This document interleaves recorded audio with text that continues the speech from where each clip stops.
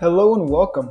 The goal of this podcast is to get listeners connected with others in the sports industry because they say it's all about who you know, and now you know us. Background on Aaron: he is the director of the Sports Law and Business program at the Sandra Day O'Connor College of Law at Arizona State University. He was the associate director of football at the NCAA. He also worked as a Pac-12 committee host at the Sun Bowl Association. He's been a research assistant for a Marquette law professor, legal assistant at a law firm, multiple law firms, legal consultant as well. He was a legal clerk at NASCAR. He was also a tour guide during his undergraduate at Notre Dame. So we're looking forward to this and learn from Aaron's background. Today, we're hearing from Aaron Hernandez. How's it going, Aaron? Good, Connor. Thanks for having me on.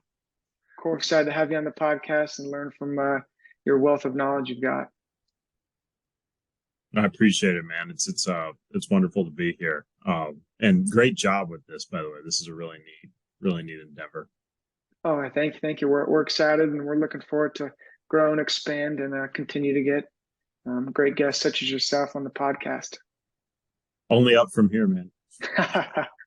No. And regarding kind of your Marquette journey, how'd you choose Marquette, especially when it's kind of, a sports law school? So it's kind of their big thing. So were you trying to be a sports agent, sports lawyer? How'd that come about?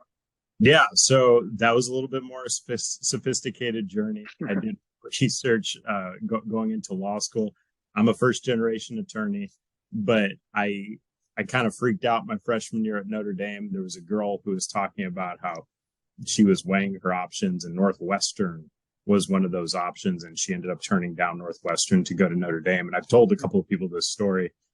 I got a bunch of stuff from Northwestern in that undergraduate recruitment process, so much so that at the end of the recruiting process, I didn't apply because it was some directional school. They went to the Sun Bowl one year, right? And I was like, it's this weird school in purple. Like, why would I go to Northwestern? I'll just go to UTEP if that's the case.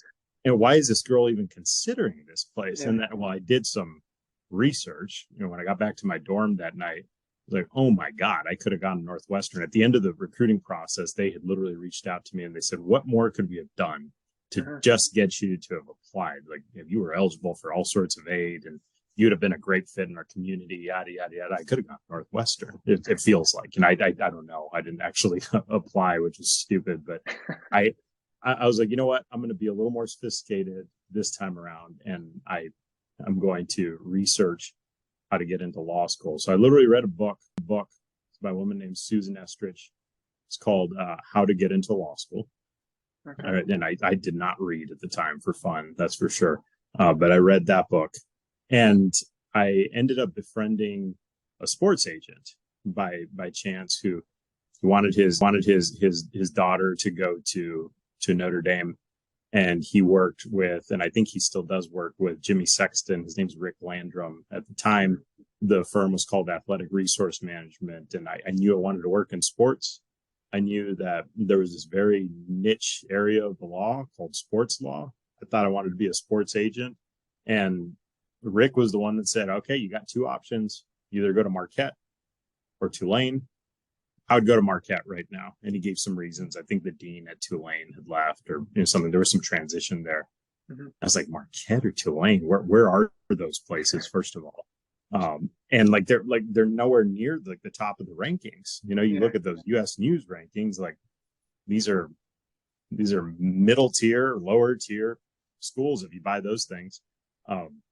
So I took Rick's advice with a grain of salt, applied to both places, looked into a bunch of places nationally, applied all over the place, started getting into a bunch of those more highly ranked schools. And I kept on going back to Rick, the higher ranked schools I'd get into. I'd say, Rick, got to go to Wake Forest, right?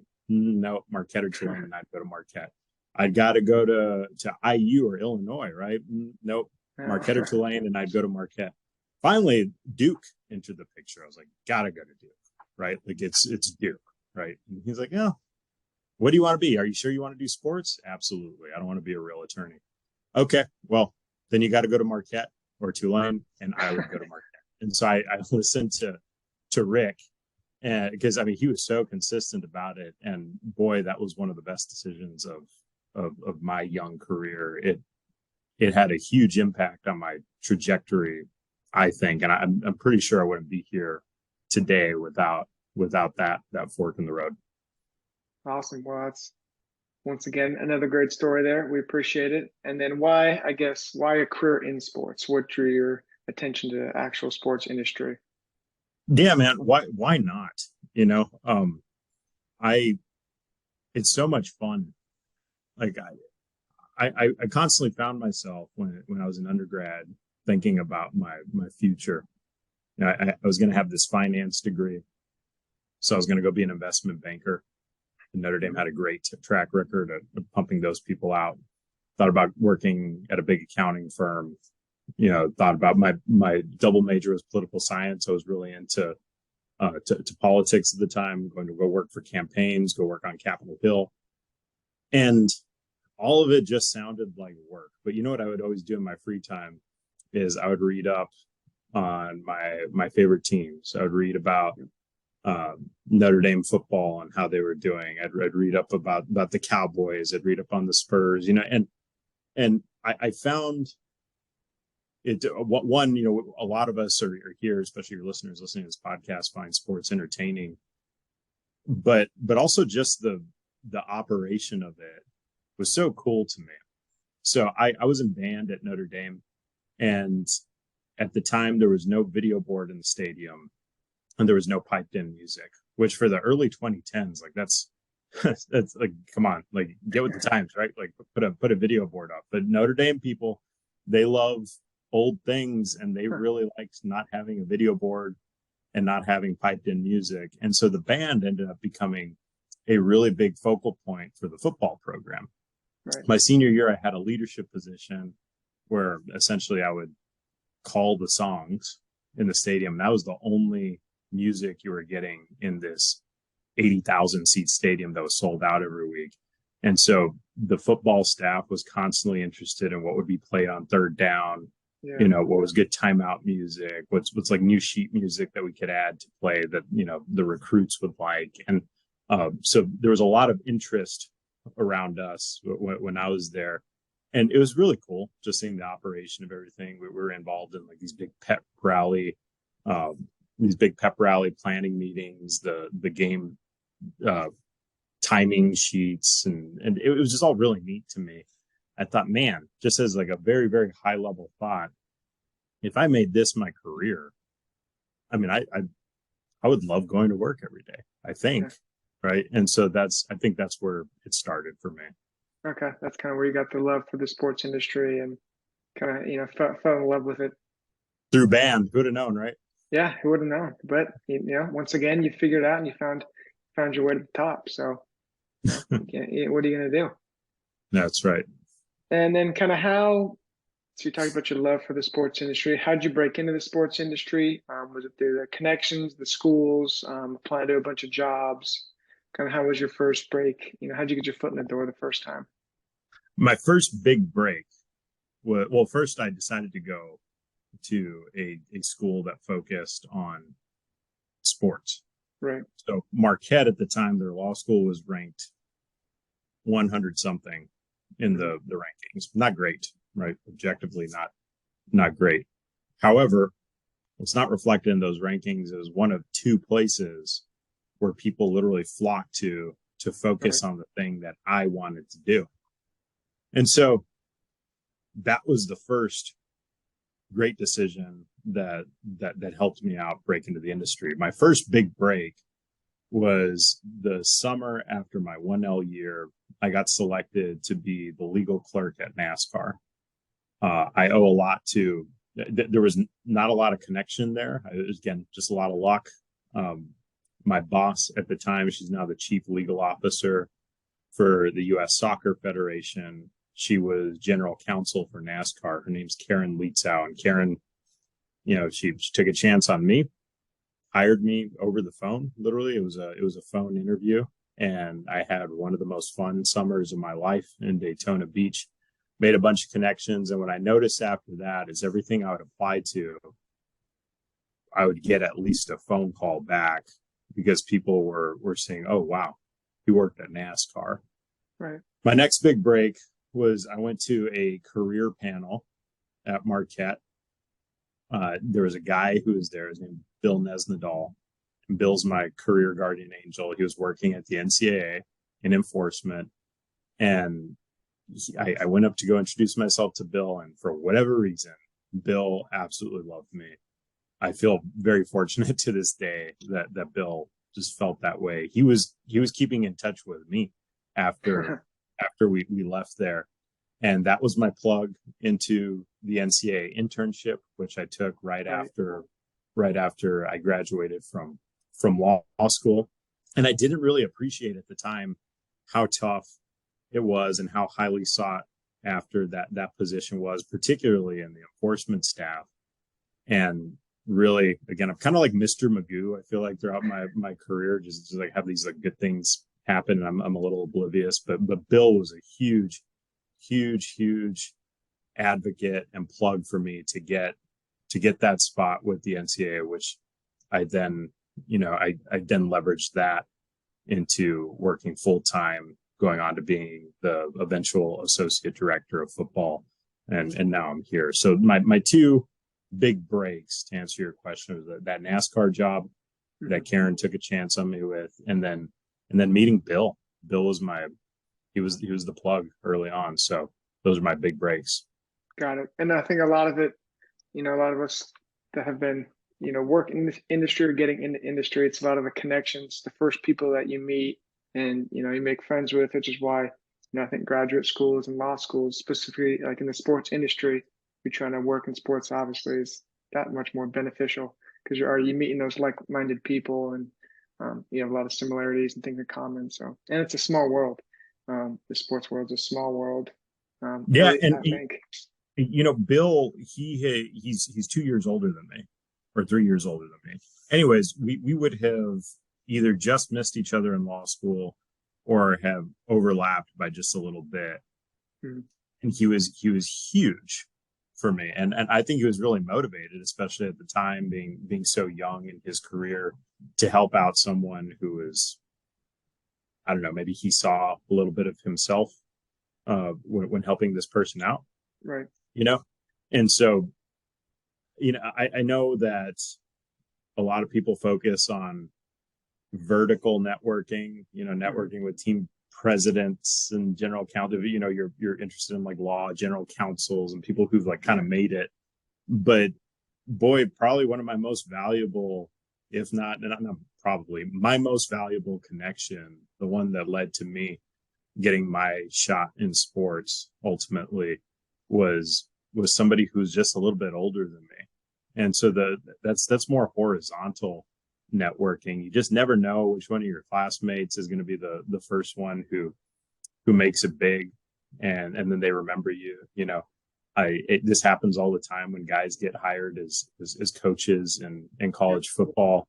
They were GAs with somebody about 10 years ago, how that person treated them, what their working relationship was like, how they dealt with adversity in a similar situation in life. That it leads to a lot of decisions for these guys and gals. Am I going to take this person along with me? Am I going to give them the wink and the nod? And I was very fortunate to have that experience with Bill. So I don't know, it's just something to remember. You just never know, particularly the people you're around all the time, who's going to make it first. And you might want to keep them in your good graces because it might benefit you as well. Yep. You never know. So that's big lesson to keep in mind there. So then, staying within the sports industry, obviously with all your work experience, what skills stand out? I know there's a bunch. Could you narrow down maybe two, three skills that students or future students are going to need in the sports industry? Yeah. So I think communication is humongous, and that's a little bit of a cliche answer, but you'd be surprised, even as overused of an answer that is for a question like this, how many people are really bad at communicating. Mm-hmm. And it comes in a variety of different forms. Maybe they come across as someone who they're actually not, and people don't like them as a result. Maybe they are really smart. This happens a lot with really smart people. They're really smart. They read a lot. They're well informed. They might be the most informed person on whatever the subject matter is. But if you can't distill information into a digestible form that people can again digest and understand, you know, you're a very smart person on an island that can't get your ideas to stick. So communication is really, really important. You know, I think depending on your position, leadership is extremely important. No matter where you're at in the industry, your networking skills, your political savvy is going to be really, really important, because it's an industry about who you know, not so much what you know. Sports isn't hard, right? We're not curing cancer unless you're a team doctor or, you know, really a team doctor. It's not even that hard for the lawyers. You know, and there's a finite number of positions. I guarantee you 90%, that's probably a conservative estimate, of those positions are going to people who have been vetted previous to a cold application process, and where people have warm connections into whatever the organization is. And, you know, the more politically savvy you can be, the better you are at managing your relationships and working your connections and staying in touch with people and showing people you care, honestly. You know, but I think people can sniff out a professional networker versus someone who actually has interest in you and your career and what you're doing. You know, the more you can stay on top of that, and it takes work, I think the more successful that you'll be in this industry. Got it. I appreciate that. And I think, you know, I've asked that question a few times to people, and the communication always seems to come up. But I do think it's always talked about, but then people don't really put it in practice, or they, you know, take it for granted. They just say like, oh, I could talk to people, so I'm good. But I think a lot of it actually does take practice, and especially when you're doing, you know, like interviews or like job interviews, like practicing your job, you know, what you're going to say in the interview and all that stuff. So I think that just comes with practice and with being in those types of situations. Yeah, I agree. So thanks for the background here, and we'll kind of jump into the SLB program, so we can give the listeners a little bit of inside information here, and kind of what to expect. So how many years has the Sports Law and Business program been around there at ASU? So it started in 2015. I don't know what the exact number was, but that was a very, very small graduating class that academic year, something like 4 to 5 people, right? That's when it first started up. In fact, at that time, it wasn't even called a Master of Sports Law and Business. It was coded as an emphasis within like another degree. So that was like the pre stages of right. where we're at today. So it started in 2015, and we have grown like a weed. And weed's not a good analogy, I guess, because weeds are bad, but like we've grown very, very well. You probably unrecognizable now to the folks who were a part of it back at the ground level, you know. Got it. Awesome. And then how long does it take to complete the program once, you know, administered, you know? So it depends. It's 36, just the MSLB by itself is 36 credit hours. You could do it in a year, which means you take 15 credit hours your fall semester, 15 your spring semester. You walk with your friends in May, and then there's 6 credits left over. That's for an internship. It's an experiential learning piece. Once you finish up those 6 credits over the summer, you have your diploma mailed to you at the end of that internship. And then people also break it out into 2 years, which 36 divided by 4 semesters is 9 credit hours per semester. The 1 year advantage is you're done, right? And you're on the job market right away. You got school over with. The disadvantage that I hear from a lot of people that do it in a year is, boy, that was quick. We're really big on our culture and our folks having a really good experience. And it's really not a year. It's about 8 months if you do it in a one academic year time frame.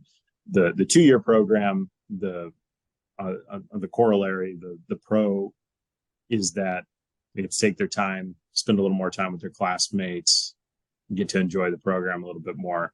The con is, well, you're in school for 2 years Right. versus 1 year. So we have a mix of people who do both. We probably have a little bit of a majority of each cohort that does it in 1 year as opposed to the 2-year plan, but that's how it breaks out. Awesome. Yeah, that's what I was going to ask next, kind of what the breakdown is, but sounds like that most of the students do the 1 year. And for the viewers, I did the 1 year, and I will say the 8 months does go by quick. The few of us that graduated in the 1 year, it's a fast process there, but all for the best. Yeah, and selfishly, I wish Connor would have done it over like 5 years if we had that track. The 5-year plan. For me, there's a lot of people. We're in December now, so that there's a lot of folks who are doing it in 1 year. Like half my time is over with them already, right. and that's a big bummer for me. You live here, so that's awesome. I get to take advantage of that. But I mean, there's a lot of people who I won't see for who knows how many years afterwards, and I really get to know all of our students really well, and that's the toughest part of the job is seeing them, and it's the most rewarding too. But for selfish reasons, like I want to have these people around as long as possible. But anyways, that's a tangent for another day. Oh, good. So I saw recently the program published that you have 80% of the 2021 graduates have jobs or internships within 6 months of graduation. So that's very commendable. How was the program able to accomplish that feat, and what went into that? Yeah, and 80% is a very conservative estimate. What's not included in that number, which we could probably dress up a little bit, but we try to keep it as transparent as possible. So there's a number of people who go on to continue their education. They get really excited about law school while here. Right. And they decide, what, I do want to be a lawyer after doing this master's program. By the way, for your viewers, if you do want to be a lawyer and you do want to do this program, you can do the both at the same time and cut out some costs.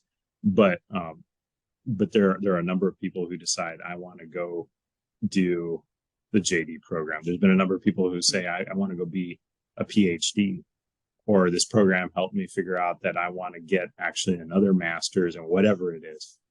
So the 80% number is already high. We could probably make it look even higher with some dressing up, but I'll give that caveat. How we get there is we just constantly put our students in a position to be in front of industry professionals, from the classroom, where 90% of our faculty are all people who've actually worked in sports. They actually do the thing. They don't just go to school and write about it. Yeah. They actually worked in sports. I was never a professor. I was never like any sort of academic. I didn't write things. I worked at the NCAA. I was an investigator. I'm a football guy. Steph, she's on our faculty. She worked at the Fiesta Bowl and in college sports. Rob, he works in sponsorships. If you go down our list, our roster, people actually do this stuff. Yeah. Most of them are currently doing it too. So our students are constantly exposed, whether they like it or not. Within those classes, there's always opportunities. So it's forced networking, where we bring in these speakers so our students have exposure to them. So they're forced to constantly interact with more and more industry professionals.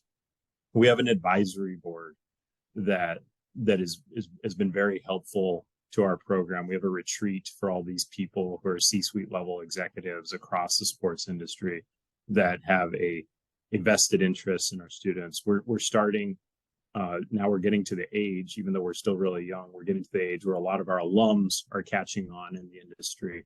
We're putting our students around them constantly. We constantly try to put our students in positions that will maximize opportunities for them. That's one part. The other part is, it's way easier to win football games with 5-star recruits versus 2 stars. Yeah. And we spend a lot of time. I mean, I don't know how many hours today and how many hours yesterday on admissions and recruiting. We are very, very particular about who we admit into the program, who fits into the culture. Every single person who gets in has to have some piece of sports experience before they get here. We interview people. We ask for elevator pitches from them. I mean, we really, really take a lot of time. Our admissions operation is like a football scouting operation. We really, really take time before we put our offers out. And I think that's important. It's crucially important, because the more and more we can recruit really talented classes with folks like yourself to come in here and succeed and have a good time. And it's going to be, there's going to be a lot of stress taken off of us putting these people in front of industry professionals, right? Like we're chock full of 5 stars. So I don't worry about like how our students are going to perform in these high pressure situations. And so that's the thought. We obviously do like a lot of hustling on an individual level in any way that I can help out with people who want to work in football, or hopefully I know somebody. I don't mind being a plug as far as I can possibly help.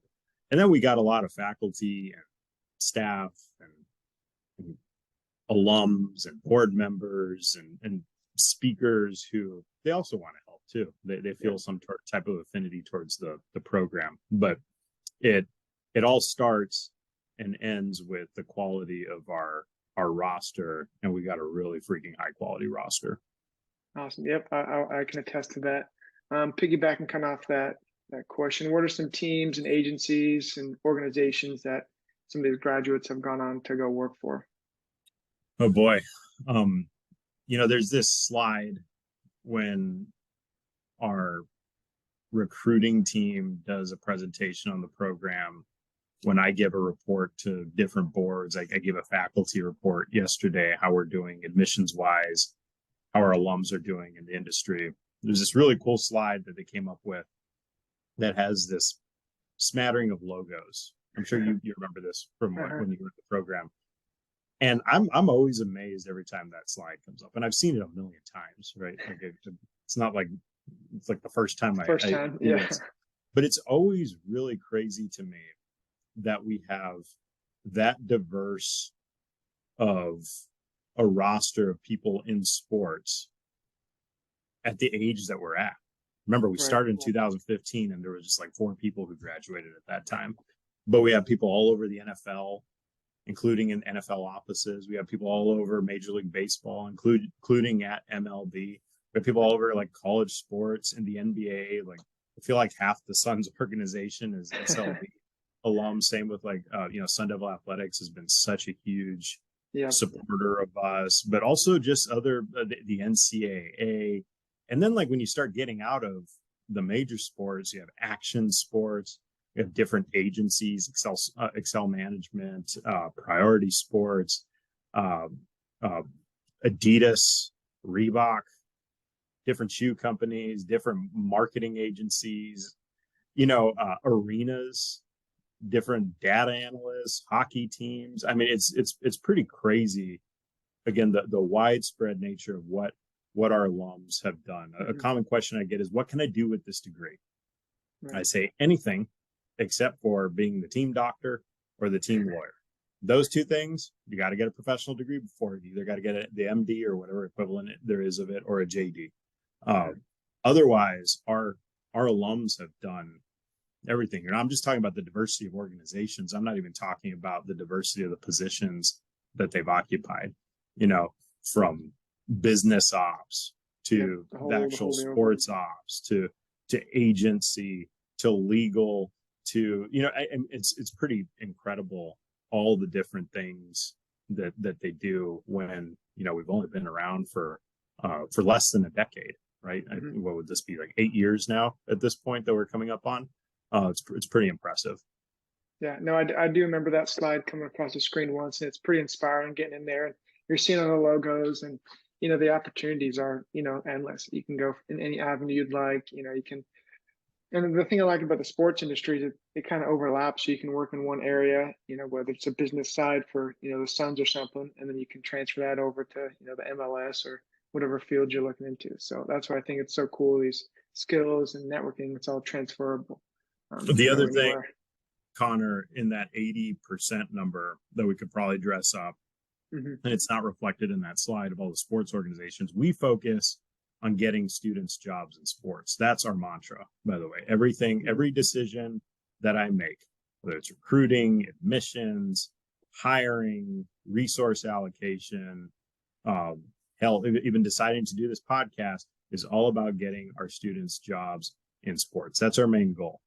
Hmm. However, there's a number of people, it's not a lot, but there's a number of people who decide they don't want to work in Right. sports anymore, or they want to work tangentially in sports. And they're having very successful, very fulfilling careers, and they're great alums of ours. We have people in the financial services industry, marketing agencies, people who've gone to go work at big law firms, so really like our alums are pretty impressive. I'm very proud of them. Yeah, yeah, as the program should be, and it's been awesome to see and kind of connect with them now that I'm an alum and a lot of my friends are alums, so it's been good to see and good to connect. No. We talked about it a little bit about it earlier about the professors, but you mentioned some of the real world experience they have. Could you go a little bit in depth on that, or kind of what fields they have and the different classes they teach? Not all of them, of course, because there's a bunch, but maybe 4 or 5. Yeah, I mean, look at our faculty roster. It's pretty cool. We have the former president of ESPN Global Sales who teaches with us. That's incredible. Ed Earhart, and he's so happy to help us out. We have the former director of inclusion at the NCAA, Sonia Robinson, who teaches for us. I mean, that's pretty neat. The athletic director here at the university, Ray Anderson, Yep. teaches for us. Like, how many ADs take the time out of their schedule to actually teach material too, by the way, Uh-huh. not just come in and just glad hand a little bit and say, oh, Yeah. this is my path, which is very important too. But like, Ray actually teaches about negotiations, and I mean, Yep. he's been in some pretty Yeah. cool situations that I think is what would be awesome for a student to hear from somebody who's done that versus somebody Definitely. who's just professing it. Right. We Right. have the GC of the Diamondbacks.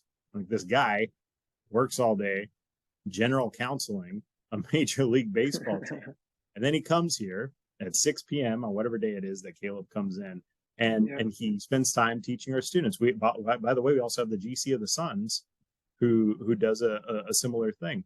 Rob Yao runs his own sponsorship agency, and I feel like Rob's like Kevin Bacon. He knows Yeah. everybody in the world, and Joe Garagiola Jr. is he's not full time with us, but he teaches a variety of classes. He's the only general manager in the Valley from the 4 major sports who has a championship ring. He was the GM of the Diamondbacks when they won the World Series back in 2001. That's pretty cool. And he's decided in his later years to spend his time with us. It's pretty cool, man. Like, it's pretty neat to see all these people who want to be involved with us when they have plenty of other options. There's plenty of other Mhm. things these very successful people could be doing, and they want to spend time with our students. But you know what? I don't blame them, because if I were in their situation, I'd do the same thing. In fact, I've made it my full-time job, so it makes a lot of sense. Uh-huh. No, yeah, I agree with that. And one of the cool things about being in the program is seeing all those, I guess stars and big time people coming in, and like you were saying, Ray Anderson, he came to our class a bunch of times. It wasn't just like a 1, 2 off thing. It was weekly coming in, giving us war stories, and that's kind of the coolest part is all the speakers coming in and teaching, and they're giving us these real life battlefield stories of them out in the trenches doing their thing. So I thought that's definitely a bright spot in the program Yeah, and going then you forward. And multiply so it, man. You multiply it. You look at our faculty, and that's a deep roster. Don't get me wrong. mhm, Like those are just the people who teach full time. Within each one right. of those classes, there's all sorts of people that come through here. One project that one of our grad assistants did this last year was like a yearbook for the class. It was really well Mhm, done. It was a year-end newsletter, really fun to read, see everything that happened that recapped. It was actually your academic year. mhm, And there was a page that Zach made that talked about every single person and what their affiliation was in sports who came through the program that he could find. Right. There was definitely people missing from this list. It was not totally exhaustive. And it's mind blowing. I think there was yeah. 4 columns of names on this page in this newsletter of people who came in for, again, a ground program of a cohort of around like 80 people. Like that's amazing. Like Yeah. there's no way you're not getting some exposure to some really successful person in sports who has something to do with something you may be interested in. Yeah. I just don't know who else offers that. Yeah. No, it's huge. It's definitely one of the big bright spots. And then kind of this is a kind of crowd favorite question. What's the as you talk to other students, what's the consensus favorite class or class that that everyone should take? Yeah, well, but besides mine is Yeah. what you're saying. Besides careers and yeah, yeah. Yeah. So the one that was really, really successful, and we have been able to offer it recently because Sonia is so busy, is Sonia Robinson, who I'd mentioned earlier. She was the former director of inclusion at the NCAA. She taught a standalone DEI course. Hmm. And I was really proud of that and starting that up when I first got here. That was my first year, my first full year as Right. director here. It was on the heels of like all the George Floyd stuff, and we weren't just doing this as like some like do-gooder thing, right? Uh, at the time when there was that big racial moment in America, my phone was actually blowing up. One, because nobody else had anything to do, right? But a lot of my friends who are ADs or were some type of supervisory position in sports had a lot, or at least some, Black employees who reported up to them, and they had no idea what to do at the time. Mm. I and asking me like, I don't know, like I didn't take a class on like how to handle this, and they said, I feel unfairly, woefully underprepared for this moment. Mm. Now, to be fair, DEI and coursework and seminars and professional development has existed for a while now, and people just haven't seen like quite the emergency need that they probably saw in the middle of 2020. But the point that I took away was, man, we're training future leaders in sports. They need to know the importance of this, not because I agree, like it's right. I'm a minority myself, but there's like business implications for this Hmm. stuff. There's like crisis management tactics that you could take that people just don't know, and Sonia specializes in that stuff. She Right. runs consulting here in Arizona now, doing that type of thing, and she talks all the time about how she's having to help them put out a fire Mm. rather than prevent fires. Right. And I thought that was just a huge value add for our class. And she's great, by the way. Sonia is fantastic. If you ever get a chance to talk to her, I encourage anybody to do it. It's a shame that she's not still at the NCAA helping out their inclusion efforts there. But the class went so well that reviewing the evaluations at the end of the year, she got a perfect score. Uh, Okay. she got a perfect score in her evaluations. And then I got a memo from the students at the end of the course saying this needs to be a required course. So of all my time here, which has been a long time, I thought that was pretty cool. Like, which one of you are going to spend the time to write a memo to me about a course and why it needs to be required. So she clearly made an impression. It was clearly extremely valuable for them. I'm so glad that we got that done that year, and I have hopes to bring that back at some point because it was just so successful. And I agree with them. It should be a required course. Yeah, definitely. And I like how, I guess she was mentioning she's putting out fires instead of preventing them. And I think that course is obviously very beneficial in that, especially with the age we live in. And we've seen in the news recently a bunch of, preventable, I guess, instances pop up that, we shall at least be able to combat, and prevent the fire instead of like, oh, well, what do we do now type of thing, Yeah, I agree. And so, excuse me, before this kind of goes into the accepted part for the students, before attending ASU, how should students prepare? Or I guess just in grad school in general, how should they prepare? There's certain things they should do, certificates, courses, books, anything like that. You're talking about before the program. Mm-hmm. For us specifically, I'll tell you what we look for. We look for academic success. The way we measure that is somebody's grade point average. It's about and it's a pretty blunt tool for pretty sophisticated surgery, but it's what we got. We look to see, well, what is their commitment to the sports industry, and do they have some idea of what they want to do in their career? So that's usually reflected in their personal statement and their pitch. We get to ask even more questions about that. If all that's good, when we get to an interview, and we get to post them up on, why here versus other options they have. And then the thing that we're so stubborn about, Connor, this is, if you don't have any sports experience before coming here, this is not the place for you. There are a number of significant barriers, as as your former classmates know, as anybody who works in sports know, to working in sports.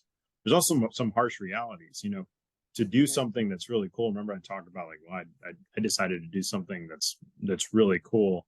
You take a discount for that, right? There's a reason that corporate lawyers and big law firms make the amount of money they do.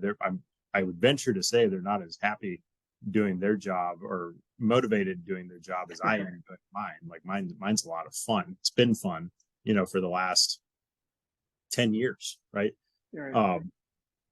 And people who don't have at least some exposure to those core tenets of working in the industry, you're going to take a discount. It's not as glitzy and glamorous as you might think. There's some significant barriers to entry, depending on which part of the industry you enter. Let's say it's like coaching, or you want to work with a football staff. There could be low job security, plus you're taking a discount.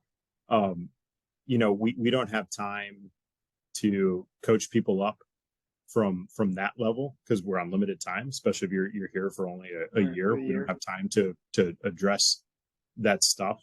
And we need people to continue getting jobs in sports. There's a reason. So we want our students to be happy and satisfied with the degree. That's the main reason we want them getting jobs in sports. But also, selfishly, from a program perspective, we just want to keep on packing these organizations with our people. So when students in the future are trying to get into wherever, you're going to be the president of, it's easy to be like, Connor, hey, we need you to to honor the pitchfork and help a fellow alum out, so I think that those are some of the biggest priorities that we have, and then why it's so important to us. Got it. Awesome. And then kind of lastly, just closing up with the program, how do students apply? How do they get more information? Things like that. Yeah. So applications on our website. Go to law.asu.edu. You can navigate to our program. It's pretty easy to do. It's pretty user-friendly. What's even more user-friendly is following our social channels on Instagram and Twitter. Particularly, we're pretty active. The handle is Selig, SELIG SLB, at Selig SLB for both channels. We're also on LinkedIn and Facebook, but Twitter and Instagram we use a ton, and we always have a pinned tweet on there that links to our application. Applications are open all the way up until sometime in the summer. we accept them on a rolling basis, which means as soon as we get your application, we start evaluating it. So as soon as we start evaluating it, we start making offers. There's a limited number of spots. It gets really, really competitive to get in, particularly as you go on in the process. So if you apply right now, and we're evaluating a bunch of all-stars, like literally right now, your chances are way greater than as time goes on, where those spots are going away versus applying in like May, when maybe we have 5 slots left and 30 applications, where people have a stellar GPA. They were a student athlete in college. They gave this great personal statement, and we have 30 great people. We have to make decisions, right? We don't have the capacity to fit everybody in. So the earlier you apply, the better your chances are. Perfect. So you heard it here first. Get those applications in and get it rolling. Don't wait. Don't procrastinate. Well, Aaron, thanks for spending time with us today. I don't want to take up too much of your time. I know you're a busy man out there in Phoenix. We appreciate everything you're doing for us and for the ASU program, and we're looking forward to watching the success, not only your success but the program's success. And going forward, if anyone's looking to reach out, you can hit us up at Constant Sports Podcast. We're on YouTube, Spotify, anywhere you get podcasts. And then if you're lucky enough, we can forward you over to Aaron, and he might be able to connect with you. Absolutely. Connor, thanks for having me. Hey, you know what they say. It's all about who you know. And now, you know Aaron Hernandez.